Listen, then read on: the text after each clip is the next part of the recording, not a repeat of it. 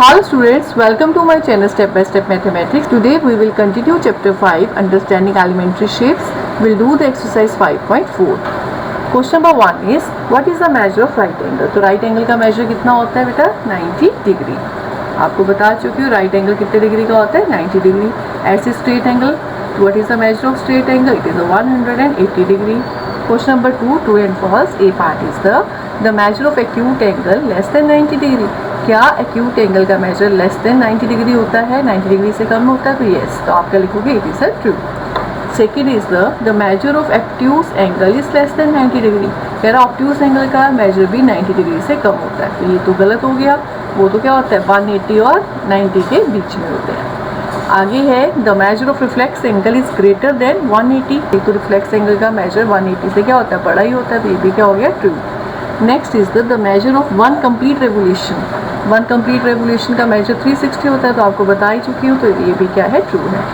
Next is the E part. If measure of angle A, ये क्या M angle A का मतलब measure of angle A is equal to 53 degree and measure of angle B is equal to 35 degree, then measure of angle A is greater than measure of angle B.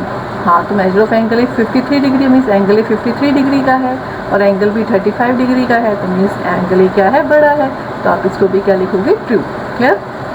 Question number 3, write down the measures of some acute angles. कुछ acute angles के measures लिखे means 90 degree से less वाले angles के आपको major लिखने हैं, तो आप लिख सकते हो 75 डिग्री, 40 डिग्री, 60 डिग्री.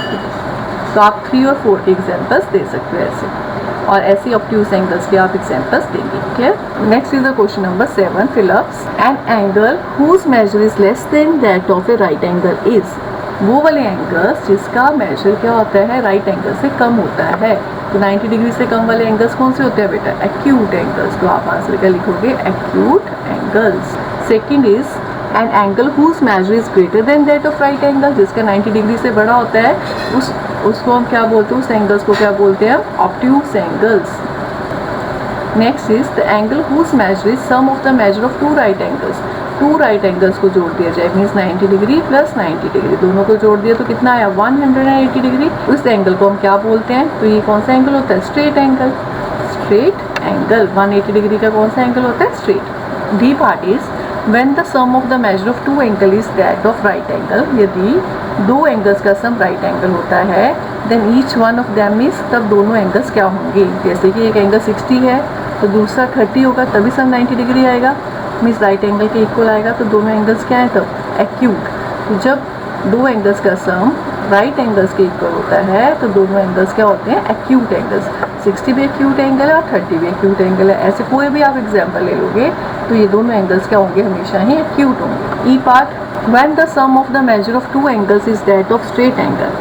यदि कह रहा है दो एंगल्स का सम क्या है स्ट्रेट एंगल है मीन्स 180 डिग्री है and one of them is acute angle. एक एक्यूट एंगल है, एक मान लो 60 डिग्री का है, तो दूसरा क्या होगा देन अदर शुड बी, तब दूसरा क्या होगा. तो 60 में क्या जोड़े 180 आएगा 120 डिग्री, तो दूसरा क्या होगा ऑब्ट्यूस एंगल. यदि एक एक्यूट एंगल है तो दूसरा क्या होगा ऑब्ट्यूस एंगल, तभी सम क्या आएगा उनका 180 डिग्री. ये हमारा क्या है प्रोटेक्टर है. आप जो प्रोटेक्टर देखते हो जिसे हम डी बोलते हैं उसमें क्या लिखा होता है, इसमें 0, 10, 20, 30 मीन्स यहाँ से एक नंबर जा रहे होते हैं एंगल्स के, एक यहाँ से एंगल्स की वैल्यूज जा रही है. क्लियर. अब इसका क्या अंतर है वो देखते हैं. आप क्या करते हो एक लाइन खींचते हो, एक रे खींचते हो. एंगल बनाने के लिए रे चाहिए होती है, एक रे ड्रॉ की हमने. यदि रे का जो एंड पॉइंट है हम कहाँ को लेकर चलते हैं, जो रे का एंड पॉइंट है वो क्या है डी के राइट हैंड साइड. ये डी के, ये हमारे पास डी है, डी के दो पार्ट है. ये 90 डिग्री का एंगल है, 90 डिग्री के इस तरफ राइट हैंड साइड और इस तरफ लेफ्ट हैंड साइड. ठीक है. तो यदि मैं इस पॉइंट को, ये जो पॉइंट है यहाँ पर, ये वाला जो पॉइंट है यहाँ पर मैं इस पॉइंट को रखूँगी रे के पॉइंट को, और ये कहाँ आया रे, और ये रे कहाँ पर आ रही है राइट साइड एरिया डी के, तब मैं कौन सी वैल्यूज देखूंगी नीचे की वैल्यूज देखूंगी, नीचे के एंगल्स देखूंगी 0, 10, 20, 30. तो मानो मुझे 40 डिग्री का एंगल बनाना है तो मैं यहाँ से ये 40 वैल्यू है इसके यहाँ पे पॉइंट लगाऊंगी. क्लियर. तो ये एंगल आपका बन गया 40 डिग्री. ये दो रेज बन गई, ये एंगल कितने का हो गया 40 डिग्री. दूसरा मेरे पास ये एक रे है, इस रे में बेटा क्या है, यहाँ पर एंड पॉइंट है, एंड पॉइंट यहाँ पर है, तो रे किस तरफ आई, डी के लेफ्ट हैंड साइड, डी के लेफ्ट हैंड साइड पर रे आई। ये जो नीचे बेस लाइन होती है इसके ऊपर ये रे को हम क्या करते हैं, फिक्स करते हैं। यहाँ पे ये वाला पॉइंट होता है, ये वाले पॉइंट के ऊपर रे का पॉइंट लगाते हैं, ठीक है। अब ये रे लेफ्ट हैंड साइड है, तो हम कौन से एंगल्स देखते हैं, कौन सी वैल्यूज देखते हैं एंगल्स की, ऊपर वाली वैल्यूज। मानो यहाँ पे है 70 डिग्री, 70 डिग्री पर मार्क किया और ये एंगल बना, क्लियर।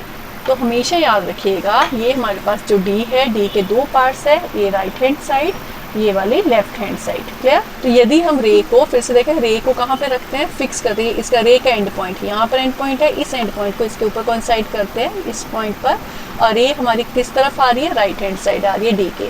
तब हम कौन सी वैल्यूज देखेंगे, नीचे वाली वैल्यूज देखेंगे। तो उसको देखकर मैंने कितने डिग्री का एंगल बनाया, 40 डिग्री का। और जब मैं इसको रे के जो एंड पॉइंट को मैं रखती हूँ इस तरफ, और जो रे है हमारी कहाँ आ रही है, लेफ्ट हैंड साइड, तब मैं कौन सी वैल्यूज देखूंगी, ऊपर की, क्लियर।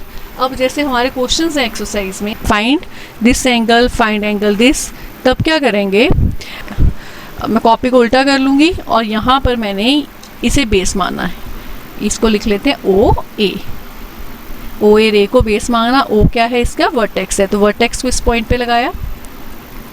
अब जो रे है वो किस तरफ सेट हुई है हमारी, ये डी के किस पार्ट की तरफ सेट हुई है, टुवार्ड्स राइट हैंड साइड। तो कौन सी वैल्यूज देखेंगे, नीचे की वैल्यूज देखी तो 10, 20, 30, यहाँ पर हमारी लाइन है, यहाँ पर जाकर 50 से थोड़ी आगे है, तो 1, 2 यहाँ पर एंगल है, यहाँ जाके खत्म हो रही है ये जो रे है। जब मैं देख पा रही हूँ तो ये एंगल आपका होगा 52 डिग्री, क्लियर। अब बी बेस लाइन में इसको मान लेती हूँ, इसका नाम है ओ, इसका नाम है पी। तो ओ पी को बेस लाइन लिया।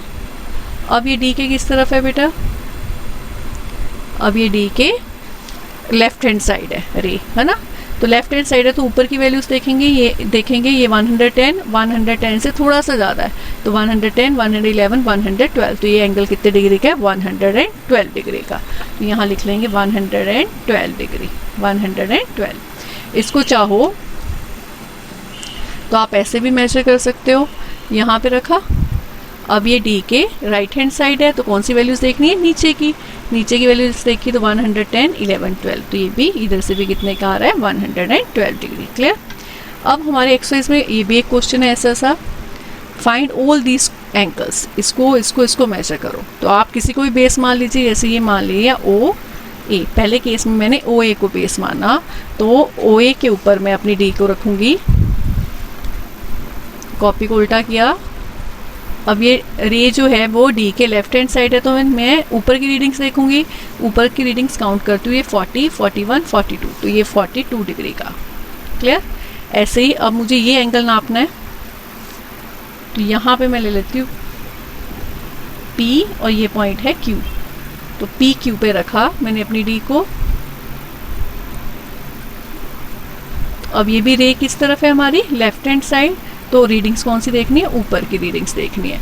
ऊपर की रीडिंग्स देखी तो 130 से थोड़ा सा क्या है, ज़्यादा है, 130 से थोड़ा सा ज़्यादा, तो इसको रीड किया तो 131, तो ये आएगा 131 डिग्री। अब इस एंगल को मेजर करना है, इसके लिए अब आर एस को बेस ले लेते हैं, तो यहाँ पे अपनी अब हमने डी पे रखा। अब ये डी के किस तरफ है बेटा, राइट हैंड साइड, तो नीचे की रीडिंग्स देखेंगे कि वो ब्लैक लाइन कहाँ तक है, जो दूसरा है तो ये यहाँ पे है ब्लैक लाइन, तो इसको आगे तक लेके गए तो 85 डिग्री, तो ये एंगल आया हमारा 85 डिग्री, क्लियर। तो ऐसे ही हम जो क्वेश्चंस है एंगल्स मेजर करने वाले एक्सरसाइज के वो कंप्लीट करेंगे। I hope you understand the exercise 5.4।